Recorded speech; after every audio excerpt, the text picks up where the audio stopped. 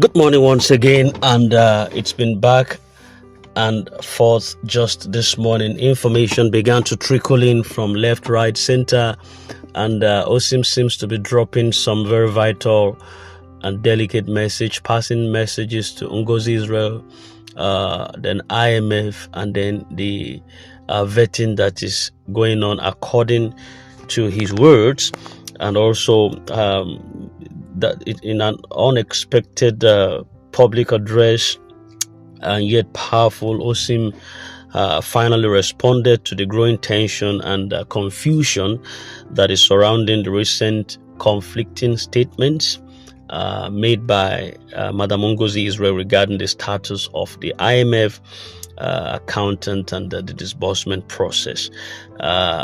He clarified that it's absolutely true that the IMF sent the accountant to Nigeria, and contrary to Ngozi Israel's claim that the IMF has not arrived. Anyway, I'll allow you to just listen to this, then I'm going to do a bit of part of afterwards.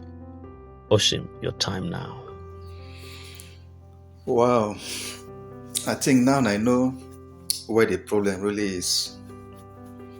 As I said, now I know where the problem is. My friend just sent me Madam Ngozi voice notes that will sing. This one, you must listen to this one. You must listen to these voice notes. I said, okay, no problem. I downloaded the voice notes and I listened to it from the beginning to the end.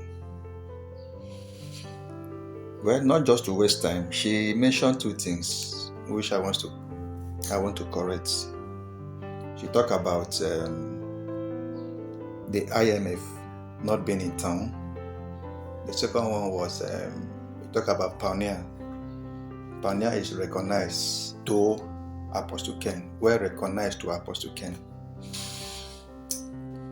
If you said IMF is not yet in town, who is doing the calculation? Who is doing the calculation? We all know how IMF have tried their best to make sure this disbursement take place when they were in Nigeria. There have been a strong challenge, which I don't want to call the other names. There have been a strong contention concerning the person, the group and IMF. Excuses and excuses and excuses till IMF left the country and went back and tabled the matter. Not until Nigerian delegates went there to do some important signing and they came back. When they came back, they were now waiting for IMF to come and start disbursements. IMF now sent accountants from Switzerland to Nigeria to do the calculation. Once they are done, they will now invite monitoring team to supervise the disbursement. So for her to say IMF is not in Nigeria, who is doing the calculation? IMF cannot give so responsible duty to the government to do the calculation when they know who the government is. This disbursement is not in control of the government. It's in control of IMF. So, Madam Ngozi, who is doing the calculation? Tell us. So, as I said, we should not too much put blame on this woman. Her knowledge about this thing is very, very slim. Very, very slim. She doesn't know in details what is really going on. She does not know in details. Because this voice that I'm making it to the general masses, there are a lot of things I don't want to say here. Secondly, she mentioned Pioneer, that whatever the Pioneer disburse, the remaining one is what they will give to Apostle Ken to disburse. That's another big fat lies. Madam Ngozi, based on what you said, grant, the word grant is not from heaven. The word grant has a donor. And before any grant handler apply for grant, there must be a document. His name, that grant handler name will be on that document with his signature. This money did not fly from heaven and enter civilian void. Somebody applied for this grant, and that person's name and signature must be in that grant. Must be in that document. So for you to come out and say what you don't know, stop deceiving yourself, thinking you're deceiving the masses. Please, stop it. Stop it. You talk too much. And the worst, you say things that you don't even know, that you can't even defend. Sanctuary wealth name is in the document. The IMF, the World Bank, the person they recognize and they have respect for is Apostle Dr. Ken Wakama. Is it because of the kind of country where we find ourselves when they don't want to make things right? Please stop saying things that you don't know. That when Pioneer disburse finish, whatever remains. You think you are talking to primary school children. As I always said in my write-up, there are a lot of restaurants. You choose where you eat. You choose where you eat. Somebody will not just wake up one morning and just blah blah blah and you take it up. Please, I beg you, madam, before you come out to address the masses, make your finding well. Make your finding well. And when you are addressing them, address them in such a way that you are addressing human beings. Not when you come up with your voice note, the whole place start to shake. Please. Thank you. Just I listened to that voice note, say, let me do the correction. Another thing I saw in this whole thing, a lot of them make so much money from these pioneer things. So they are trying to protect that name Pioneer. They are trying to protect that name Pioneer because they have made so much money. And people are still making money. People are still registering. That's the only way that they can make their money, by promoting that name Pioneer. So you masses too, open your eyes, shine your eyes, know where you go. I don't want to know whether Pioneer is fake, is real. That's not my business. Me, I don't subscribe for Pioneer. What I did was UAG. So I'm focused on UAG and focused on Apostle Ken. I put all my strength in so that any negative information that comes, any negative update that comes, once you bring it to me, I say ignore. Until the young man deliver. And I bet you he will deliver. He will deliver. Despite he's not coming out to talk. I know a lot of us expect him to come out to say something. His silence is for our good. That's the truth. His silence is for our good. There are a lot of people who don't want him to succeed. They are fighting him. They are saying there's no money anywhere, that he will not deliver, he's deceiving us, blah blah blah. Run away from those people. Run away from those people. They don't have any good intention for you.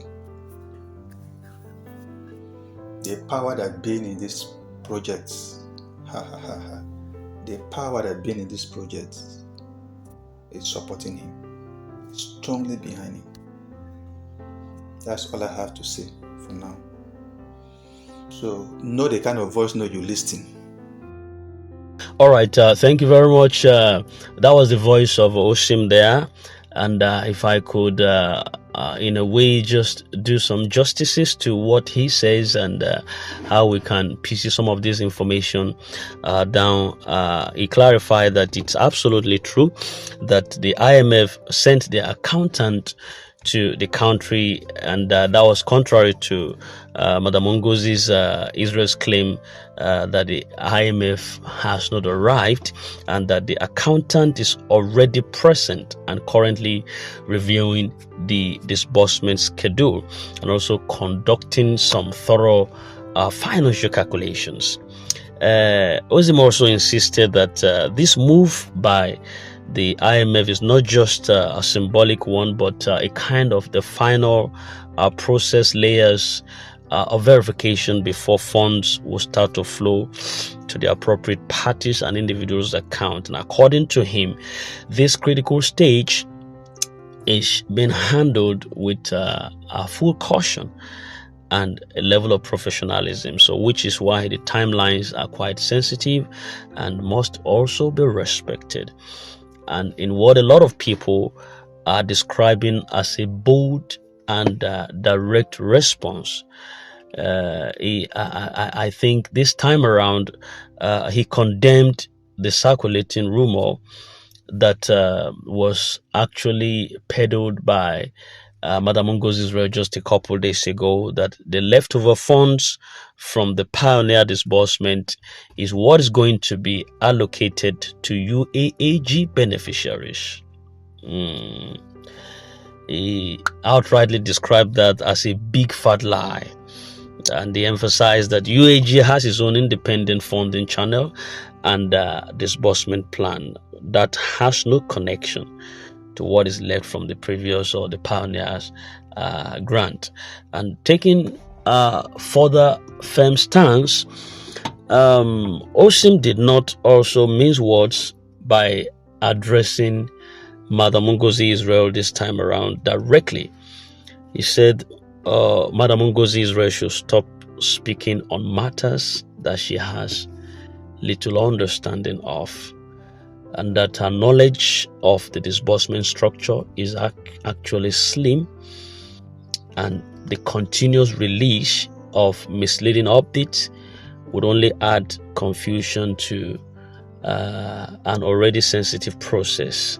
And further to that, he advised Madam Ngozi Israel to do her what is called Hitler findings correctly. You know, that more like a metaphor that suggests that she should go deep into factual and historical verifications before coming out publicly. He so much expressed concern that several individuals, including some advocates of the Pioneer Grant, are just driven by monetary interests, which is why they constantly raise issues around the Pioneer, even when those matters have already been concluded or are no longer relevant to UAAG. So he really came out. He stated that while he has maintained silence in the past few weeks, that's supposed to end now, while the county director has maintained that total silence in the past few weeks, it was a strategic and protective decision coming from him, and not actually weakness. Yes, say the silence is for good, and that UAAG remains focused, coordinated, and closer than ever to delivering on her mandate. He finally reassured the public and the grant community that UAAG is going to deliver, and urged everyone to remain calm and be united. His message is clear that disbursement is a process and not a performance, and those who are genuinely interested in results should be more concerned with verified information than just the online noise. This is Prince Sisid. We report live on current events that has to do with our lives on this grand disbursement. So do well to stay on course. Don't forget that we will celebrate, and good news is bound to be ours. So whatever it is, no matter how long it takes, there are people who are resolute and who are optimistic that their portion will not be abandoned or be taken away from them. Do subscribe and hit the bell so you don't miss out on vital and accurate update. Thank you and have a wonderful Saturday ahead of you. God bless you.